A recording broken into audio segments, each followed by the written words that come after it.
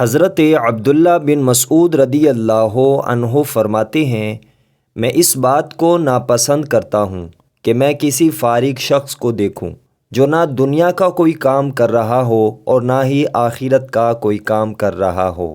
مجموع الزوائد حدیث نمبر 6235۔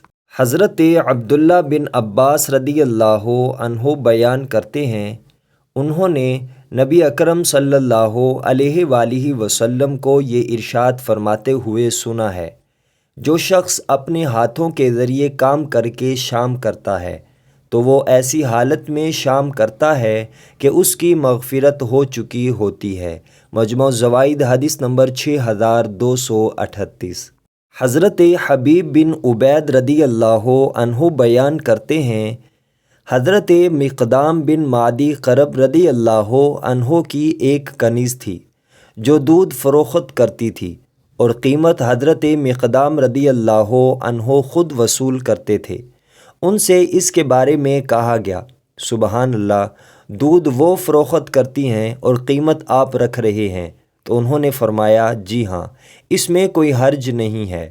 میں نے نبی اکرم صلی اللہ علیہ وآلہ وسلم کو یہ ارشاد فرماتے ہوئے سنا ہے، لوگوں پر ایسا زمانہ ضرور آئے گا کہ اس میں صرف دینار اور درہم فائدہ دیں گے۔